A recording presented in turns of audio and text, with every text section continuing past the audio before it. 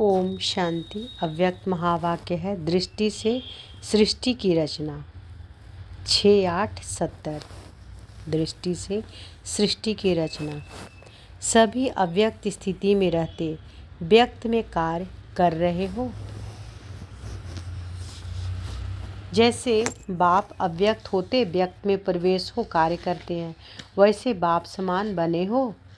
बाप समान बनेंगे तभी औरों को भी बाप समान बना सकेंगे। अपने आप से पूछो कि दृष्टि बाप समान बनी है, वाणी और संकल्प बाप समान बने हैं। बाप को क्या स्मृति में रहता है जानते हो? बाप की स्मृति में सदैव क्या रहता है और आपकी स्मृति में सदैव क्या रहता है? क्या अंतर है? समान स्मृति होती है। बाबा पूछ रहे, समान स्मृति होती है? कोई स्मृति रहती है कि कोई भी नहीं रहती है? कोई स्मृति रहती है कि कोई भी नहीं रहती है? स्मृति रहती है या स्मृति से भी परे हो? बाबा कह रहे हैं स्मृति रहती है, स्मृति से परे हो। कोई बात में बाप के समान आपकी स्मृति रहती है नहीं, अंत तक स्मृति में समानता आ जाएगी। तो बाबा कह रहे हैं कि अंत में बाबा की जैसी स्मृति उस तरह से स्मृति में समानता आ जाएगी। नंबर वार फर्स्ट बच्चे और बाप में फ़र्क रहेगा। तो बाबा क्या कह रहे हैं, एक बार फिर से सुनिए। बाबा कह रहे हैं कि अपने आप से पूछो कि दृष्टि बाप समान बनी है, वाणी और संकल्प बाप समान बने हैं। बाप को क्या स्मृति में रहता है जानते हो? बाप की स्मृति में सदैव क्या रहता है और आपकी स्मृति में सदैव क्या रहता है? क्या अंतर है? समान स्मृति होती है। कोई स्मृति रहती है कि कोई भी नहीं रहती? स्मृति रहती है, स्मृति से भी परे हो। कोई बात में बाप के समान आपकी स्मृति रहती है नहीं, अंत तक स्मृति में समानता आ जाएगी। नंबर वार फर्स्ट बच्चे और बाप में फ़र्क रहेगा, बाप दादा में फ़र्क रहेगा। समानता आ जाएगी। बाबा कह रहे हैं समानता आ जाएगी। जैसे बाप बेहद का बाप है, वैसे दादा भी बेहद का बाप है। बाप दादा के समीप समानता होनी चाहिए। जितनी जितनी समीपता उतनी समानता। अंत में अब बच्चे भी अपनी रचना के रचयिता बनकर प्रैक्टिकल में अनुभव करेंगे। अंत में अब बच्चे भी अपनी रचना के रचयिता बनकर प्रैक्टिकल में अनुभव करेंगे। जैसे बाप को रचना को देख रचयिता के स्वरूप की स्मृति स्वतः रहती है, ऐसी स्टेज नंबर वार बच्चों की भी आनी है। दृष्टि से सृष्टि रचने आती है। आपकी रचना कैसी है? कुक की है व नैनो की? बाबा कह रहे हैं कि आपकी रचना कैसे है? कुक की है व नैनो की है। दृष्टि से रचना रचेंगे। बाबा कह रहे दृष्टि से रचना रचेंगे। यह जो कहावत है कि दृष्टि से सृष्टि बनेगी, ऐसा दृष्टि जिससे सृष्टि बदल जाए, ऐसी दृष्टि में दिव्यता अनुभव करते हो। बाबा कह रहे हैं दृष्टि धोखा भी देती और दृष्टि पतितों को पावन भी करती। दृष्टि बदलने से सृष्टि बदल ही जाती है। तो दृष्टि कहाँ तक बदली है? दृष्टि क्या बदलनी होती है यह मालूम है? बाबा कह रहे हैं कि दृष्टि क्या बदलनी होती है मालूम है? आत्मिक दृष्टि बनानी है। आत्मिक दृष्टि, दिव्य दृष्टि और अलौकिक दृष्टि बनी है। बाबा कह रहे हैं, पूछ रहे हैं कि आत्मिक दृष्टि, दिव्य दृष्टि और अलौकिक दृष्टि बनी है। जहाँ देखते, जिसको देखते वह आत्मिक स्वरूप ही दिखाई दे, ऐसी दृष्टि बदली है। बाबा कह रहे हैं जिस दृष्टि में अर्थात नयनों में खराबी होती है तो एक समय में दो चीज़ें दिखाई पड़ती है। ऐसे ही दृष्टि पूर्ण नहीं बदली है तो यहाँ भी दो चीज़ें दिखाई देती है। क्या दिखाई देती है? देही और देह। कभी वह कभी वह। कभी देह दिखाई देता है, कभी देही दिखाई देता है। वह कभी वह, ऐसे होता है ना। कभी देह को देखते हो, कभी देही को। जब नैन ठीक होते हैं तो जो चीज़ जैसी होती है वैसे ही यथार्थ रूप में दिखाई पड़ता है। तो देह और देही समझे ना। बाबा कहते हैं कि दृष्टि से कभी किसी को देखते हैं देह के रूप में, कभी कभी देही के रूप में। यानी उस देह को चलाने वाली कौन है? देही आत्मा है ना। तो बाबा वही कह रहे हैं कि अभी दृष्टि से क्या देखते हैं? कभी देह देखते हैं, कभी देही देखते हैं। नैन ठीक होते ही हैं, नैन ठीक होते हैं तो जो चीज़ जैसी होती है वैसे ही यथार्थ रूप में दिखाई पड़ता है। वो ऐसे ही यह दृष्टि भी जब बदल जाती है तो यथार्थ रूप है वह दिखाई पड़ता है। यथार्थ रूप है देही, ना कि देह। यथार्थ रूप है देही, ना कि देह। जो यथार्थ रूप है वह दिखाई दे। इससे समझो कि दृष्टि ठीक है। दृष्टि के ऊपर बहुत ध्यान रखना है। दृष्टि बदल गई तो कब धोखा नहीं देगी। दृष्टि बदल गई तो कब धोखा नहीं देगी। साक्षात्कार दृष्टि से ही करेंगे और एक एक की दृष्टि में अपने यथार्थ रूप और यथार्थ घर तथा यथार्थ राजधानी देखेंगे, है ना। तो बाबा क्या कह रहे हैं कि एक एक की दृष्टि में क्या लोग देखेंगे, यथार्थ रूप। यथार्थ रूप क्या है? आत्मा। यथार्थ घर शांति धाम और यथार्थ राजधानी सुख धाम स्वर्ग। तो बाबा कह रहे हैं, क्या कह रहे हैं कि साक्षात्कार दृष्टि से ही करेंगे, है ना। साक्षात्कार जो होगा वो दृष्टि से करेंगे तो एक एक की दृष्टि में अपने यथार्थ रूप और यथार्थ घर तथा यथार्थ राजधानी देखेंगे। इतनी दृष्टि में पावर है। अगर यथार्थ दृष्टि है तो सदैव अपने को चेक करो। अभी कोई भी सामने आए तो मेरी दृष्टि द्वारा क्या साक्षात्कार करेंगे? जो आपकी वृत्ति में होगा वैसा अन्य आपकी दृष्टि में देखेंगे। अगर वृत्ति देह अभिमान की है, चंचल है, तो आपकी दृष्टि में ऐसे साक्षात्कार भी ऐसा होगा। औरों की भी दृष्टि वृत्ति चंचल होगी, यथार्थ साक्षात्कार कर नहीं सकेंगे। यह समझते हो? इन्हों की ट्रेनिंग है ना। इस ग्रुप के लिए मुख्य विषय है अपनी वृत्ति के सुधार से अपनी दृष्टि को दिव्य बनाना। तो बाबा क्या कह रहे हैं कि इस ग्रुप की मुख्य विषय क्या है? अपनी वृत्ति के सुधार से, अपनी वृत्ति के सुधार से अपनी दृष्टि को दिव्य बनाना। कहाँ तक बनी है? नहीं बनी तो क्यों नहीं बनी है? इस पर इन्हों को स्पष्ट समझाना। सृष्टि ना बदलने का कारण है दृष्टि का ना बदलना। सृष्टि का ना बदलने का कारण बाबा क्या कह रहे हैं? दृष्टि ना बदलना।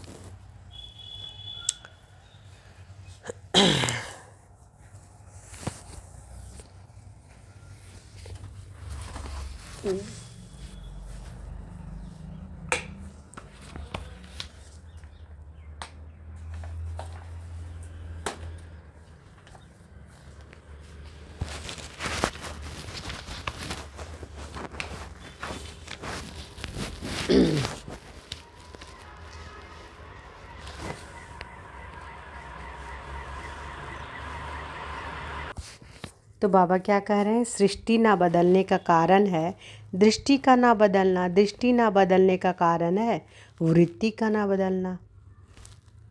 दृष्टि बदल जाए तो सृष्टि भी बदल जाए। आजकल सभी बच्चों के प्रति विशेष इशारा बाप दादा का यही है कि अपनी दृष्टि को बदलो। साक्षात्कार मूर्त बनो। देखने वाले ऐसे अनुभव करें कि यह नैन नहीं लेकिन यह एक जादू की डिबिया है। ऐसी जादू की डिब्बी में भिन्न भिन्न नज़ारे देखते हैं, वैसे आपके नैनों में दिव्य रंगत देखें। नैन साक्षात्कार के साधन बन जाए। यह ग्रुप मालूम है कौन सा ग्रुप है? इसमें विशेषता क्या है? सारे विश्व के अंदर विशेष आत्माएं हो। ऐसे तो नहीं समझते कि हम साधारण हैं। ऐसे कभी नहीं समझना। सारे विश्व के अंदर विशेष आत्माएं कौन है? अगर आप विशेष आत्माएं ना होती तो बाप ने अपना क्यों बनाया? अपने को विशेष आत्मा समझने से विशेषता आएगी। अगर साधारण समझेंगी तो कर्तव्य भी साधारण करेंगी। एक एक आत्मा अपने को विशेष समझ औरों में भी विशेषता लानी है। तुम विशेष आत्माएं हो। यह नशा ईश्वरीय नशा है। तो बाबा क्या कह रहे हैं कि हम सब कौन है? विशेष आत्मा है। अगर विशेष आत्मा समझेंगे तो विशेष कार्य ही करेंगे, है ना। और अगर साधारण समझेंगे तो साधारण करेंगे। तो बाबा कह रहे तुम विशेष आत्माएं हो। यह नशा ईश्वरीय नशा है। यह कौन सी नशा है? ईश्वरीय नशा। देह अभिमान का नशा नहीं, ईश्वरीय नशा सदैव नैनों से दिखाई दे। तो इस ग्रुप की विशेषता क्या है? क्या आप, बाबा कहते हैं, तो इस ग्रुप की विशेषता क्या है? आप अपने ग्रुप की विशेषता समझती हो? कोरा कागज है, कईयों ने विभिन्न बातें सुनाई। इस ग्रुप का टाइटल तो बहुत बड़ा है। ट्रेनिंग के बाद यही गुण कायम रहे, यह भी ट्रेनिंग चाहिए। अभी तो विशेषताएं बहुत अच्छी सुन रही हो। कोरे कागज पर जो कुछ लिखा जाता है वह स्पष्ट होता है। जितना स्पष्ट उतना श्रेष्ठ। अगर स्पष्टता में कमी है तो श्रेष्ठता में भी कमी। और कुछ मिक्स नहीं करना है। कोई कोई मिक्स बहुत करते हैं, इसमें क्या होता है, यथार्थ रूप भी अयथार्थ हो जाता है। वही ज्ञान की बातें माया का रूप बन जाती है। इसलिए इस ग्रुप की यह विशेषता चित्र में दिखाई दे कि यह ग्रुप सदा स्पष्ट और श्रेष्ठ रहा, सदैव अपने यथार्थ रूप में रहे। जो बात जैसी है उस रूप में जानकर धारण करनी है और चलते चलना है। यह है स्पष्टता। जो बात जैसी है उस रूप से जानकर धारण करनी है और चलते चलना, यह है स्पष्टता। इस ग्रुप को बाप दादा क्या टाइटल देते हैं? जैसे कहावत है ना, छोटे सुभान अल्लाह, लेकिन बाप दादा हैं छोटे तो समान अल्लाह। तो बाप दादा कहते हैं छोटे तो समान अल्लाह। बाबा कहते हैं कि जैसे कहावत है छोटे सुभान अल्लाह, लेकिन बाप दादा क्या कहते हैं, छोटे तो समान अल्लाह। सभी बातों में कदम कदम में समानता रखो। लेकिन समानता कैसे आएगी? समानता के लिए दो बातें ध्यान में रखना है। साकार रूप में क्या विशेषताएं थी? एक तो सदैव अपने को आधार मूर्त समझो, सारे विश्व के आधार मूर्त। इसमें क्या होगा कि जो भी कर्म करेंगे जिम्मेवारी से करेंगे, अलबेलापन नहीं रहेगा। जैसे बाप दादा सर्व के आधार मूर्त हैं, वैसे हर एक बच्चा विश्व के आधार मूर्त है। जो कर्म आप करेंगे वह सभी करेंगे। संगम पर जो रस्म चलती है, भक्ति मार्ग में बदल कर चलती है। सारे विश्व में आप आधार मूर्त हो। हर एक को अपने को आधार मूर्त समझना है और दूसरा उद्धार मूर्त बनना है। तो हर एक को अपने क्या समझना है, आधार मूर्त, और दूसरा क्या करना है, उद्धार मूर्त बनना है। जितना अपना उद्धार करेंगे उतना औरों का भी उद्धार कर सकेंगे। जितना औरों का उद्धार करेंगे उतना अपना भी उद्धार करेंगे। अपना उद्धार नहीं करेंगे तो औरों का भी कैसे करेंगे? औरों का उद्धार तब करेंगे जब उद्धार मूर्त बनेंगे। छोटे होते भी कर्तव्य बाप के समान करना, यह याद रखने से समानता आएगी। फिर जो इस ग्रुप का टाइटल दिया छोटा बाप समान, वह प्रत्यक्ष दिखाई पड़ेगा, यह भूलना नहीं। अच्छा, अब क्या करना है? टीका लगाना है। यह टीका भी साधारण टीका नहीं है। टीका किस लिए लगाते हैं मालूम है? टीका सौभाग्य की निशानी है। जो बातें सुनी उन बातों में टिकने की निशानी टीका है ना। तो बाबा टीका की निशानी क्या बता रहे हैं? टीका क्या होता है? सौभाग्य की निशानी होता है। तो जो बातें सुनी उन बातों में टिकने की निशानी टीका है। टीका भी मस्तक में टिक जाता है। तो बुद्धि में यह बातें टिक जाएं, इसलिए यह टीका दिया जाता है। और किस लिए है? कईयों ने अपना विचार सुनाया, बाप दादा जो सुनाएंगे वह और है। यह टीका यानी इंजेक्शन बाबा बोल रहे हैं। सदा माया के रोगों से निर्वृत्त रहने का टीका है। सदा तंदुरुस्त रहने का भी टीका है। टीका यानी इंजेक्शन। यह टीका जो आप सभी ने सुनाया यह भी है। दोनों टीका लगाने हैं। तो बाबा कह रहे हैं दो टीका बताए ना। एक टीका कि उसमें टिकना है ना। एक टीका कि बुद्धि में जो बातें हैं वो टिक जाएं, और दूसरा टीका इंजेक्शन कि सदा माया के रोगों से निर्वृत्त रहने का टीका, सदा तंदुरुस्त रहने का भी टीका है। एक टीका जो आप सभी ने सुनाया और यह भी, दोनों टीका लगाने हैं। एक है शक्तिशाली बनने का और दूसरा सदा सुहाग और भाग्य में स्थित रहने का। दोनों टीका बाप दादा लगाते हैं। निशानी एक, राज दो हैं। निशानी तो स्थूल होती है लेकिन राज दो हैं। इसलिए ऐसे तिलक नहीं लगाना। तिलक लगाना अर्थात सदा काल के लिए प्रतिज्ञा करना। यह टीका एक प्रतिज्ञा की निशानी है। सदैव हर बात में पास विद ऑनर बनेंगे, इस प्रतिज्ञा का यह तिलक है। इतनी हिम्मत है। पास नहीं बल्कि pass with honour. Pass with honour और पास में क्या फ़र्क है? पास विद ऑनर अर्थात मन में भी संकल्पों में सजाना खाए। पास विद ऑनर अर्थात मन में भी संकल्पों से सजाना खाए। धर्मराज की सजाओं की तो बात पीछे है, परंतु अपने संकल्पों की भी उलझन अथवा सजाओं से परे, इसको कहते हैं पास विद ऑनर। अपनी गलती से स्वयं को सजा देते हैं, उलझते हैं, पुकारते हैं, मूंझते हैं, इसमें भी परे पास विद ऑनर इसको कहते हैं। समझे? तो पास विद ऑनर का बाबा बता दिए। ऐसी प्रतिज्ञा करने को तैयार हो, संकल्पों में भी ना उलझे। वाणी कर्म संबंध संपर्क की बात छोड़ दो, वह तो मोटी बात है। ऐसी प्रतिज्ञा वाला ग्रुप है बाबा कह रहा है। ऐसी प्रतिज्ञा वाला ग्रुप है, हिम्मतवान है। हिम्मत कायम रहेगी तो सर्व मददगार पते रहेंगे। सहयोगी बनेंगे तो स्नेह मिलता रहेगा।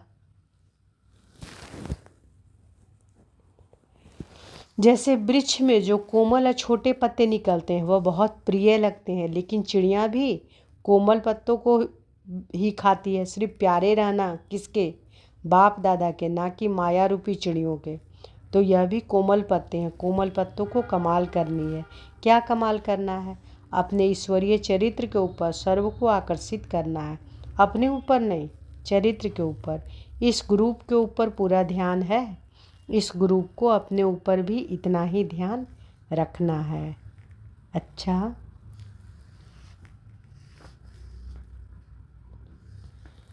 तो बाबा क्या बोले कि संकल्पों में भी ना उलझे, वाणी कर्म संबंध संपर्क की बात छोड़ दो, वह तो मोटी बात है। ऐसी प्रतिज्ञा वाला ग्रुप है, हिम्मतवान है, हिम्मत कायम रहेगी तो सर्व मददगार मिलते रहेंगे, है ना। सहयोगी बने तो स्नेह मिलता रहेगा। जैसे वृक्ष में जो कोमल और छोटे पत्ते निकलते हैं वह बहुत प्रिय लगते हैं, लेकिन चिड़िया भी कोमल पत्तों को ही खाती है। सिर्फ प्यारे रहना किसके? बाप दादा के, ना कि माया रूपी चिड़िया के। तो यह भी कोमल पत्ते हैं। कोमल पत्तों को कमाल करनी है। क्या कमाल करना है? अपने ईश्वरीय चरित्र के ऊपर सर्व को आकर्षित करना है। अपने ऊपर नहीं, चरित्र के ऊपर। इस ग्रुप के ऊपर पूरा ध्यान है। इस ग्रुप को अपने ऊपर भी इतना ही ध्यान रखना है। अच्छा, ओम शांति।